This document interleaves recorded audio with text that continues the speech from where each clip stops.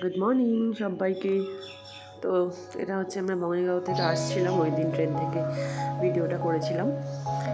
তো বাড়ি আসার পর আমরা একদমই সময় নষ্ট করিনি, 2-1 দিন সময় ছিল হাতে। তো ওখানেই আমার একটা বান্ধবী বাড়ি ছিল, ওখানে ওদের বাড়িতে অনেক ফুল বাগান হয়েছিল। এই দেখো আমার তার মধ্যেই পিৎজা অর্ডার করে নিয়েছিল রাতে। তো তারপর ওই ফুল বাগান ওরা অ্যাকচুয়ালি ফুলের চাষ করে, আমার বান্ধবীর বাড়ি ওইদিকে।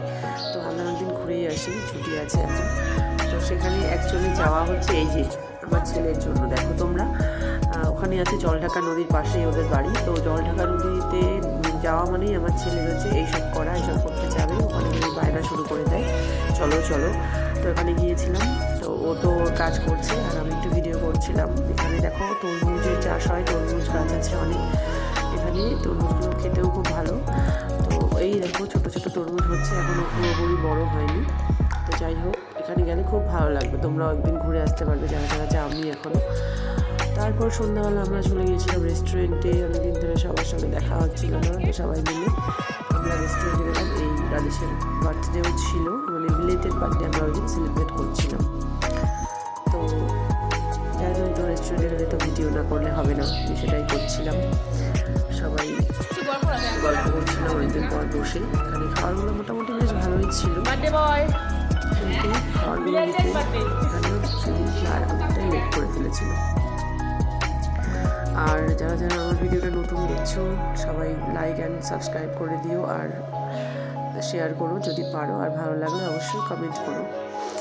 আর এই দেখো, তোমরা দেখতে পাচ্ছ আমরা বসে আছি এখানে অনেকটাই লেট করে দিয়েছিল এই দিন খাবারটা দিতে, বেশ তো বোর হয়ে যাচ্ছিলাম আমরা। যাই হোক, খাওয়াটা মোটামুটি ছিল, খুব বেশি খারাপও বলা যাবে না, খুব ভালোও বলা যাবে না। যাই হোক, তো খাবার চলে এসেছে। তো পুরোপুরি সব খাবারের ভিডিও আমি করতে পারিনি। আর এখানে দেখো পরে খাওয়ার পর নিচে চলে এসেছে, সেলফিজন ছিল, আর আমার ছেলে বসে দাঁড়িয়ে মজা করছিল, আর কিছু ফটোও তুলেছিলাম। তো সেই ফটোর কিছু ঝালক তোমরা এখন দেখতে পাবে। এই দেখো, এগুলোই করেছে ওদিন, ও তো পুরো মজা পেয়েছে ধূপগুড়িতে ফিরে এসে।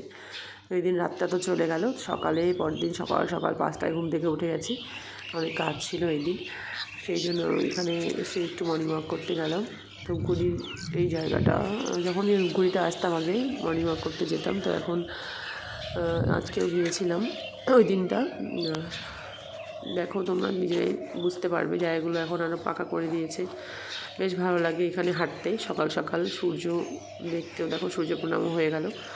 তারপর এই দিন ছিল আমার স্কুলের ছেলের অ্যাডমিশন করতেই যাচ্ছিলাম। তো যাওয়ার পথে এত সুন্দর চা বাগান দেখে ভিডিও না নিয়ে আর থাকতে পারলাম না, তো সেটাই তোমার সঙ্গে শেয়ার করছি। আর এটা হচ্ছে ক্যাম্পের ভেতরে। যারা যারা গেছো ক্যাম্পে তারা তো জানোই, আর যারা যারা যাওনি বা যেতে পারোনি, যদি কোনো দিন যাও তো তোমাদেরও নিশ্চয়ই ভালো লাগবে। খুব সুন্দর জায়গাটা, আমারও খুব ভালো লেগেছে। বিশাল বড় অনেক জায়গা জুড়ে এটা বানানো। তো অ্যাডমিশন করতে খুব বেশি একটা সময় লাগেনি আমাদের, তাড়াতাড়ি হয়ে গিয়েছিল। সেই জন্য অ্যাডমিশন কমপ্লিট করে আমরা একটু পাশের চা বাগানটাতে ঘুরতে গিয়েছিলাম। এটা হচ্ছে বিন্নাগুড়ি বানারহাট যাওয়ার রাস্তায় যে চা বাগানটা রয়েছে সেটাই। ওখানে ছায়াতে গিয়ে দাঁড়িয়েছিলাম, কারণ ওই দিন প্রচণ্ড গরম ছিল, সেই জন্য আমরা একটু ওখানে বিশ্রাম নিচ্ছিলাম আর ফটো তুলছিলাম। যাই হোক, বাবাও গিয়েছিল আমার সঙ্গে, আমার শরীরটা ওই দিন খুব একটা ভালো ছিল না, তাই বাবাকে নিয়ে গিয়েছিলাম। তো যারা যারা ভিডিওটা দেখলে অবশ্যই শেয়ার করে দিও, কমেন্টস করো, তোমার কমেন্টসগুলো পড়তে আমার খুব ভালো লাগে তোমাদের। আর অবশ্যই চ্যানেলটা সাবস্ক্রাইব করে বেল আইকনটা প্রেস করে রেখো, কেননা বেল আইকন প্রেস করতে আর হাতে ব্যথাও হয় না, পয়সাও লাগে না, তাই না? তো আজকের মতো এখানেই শেষ করছি, টাটা।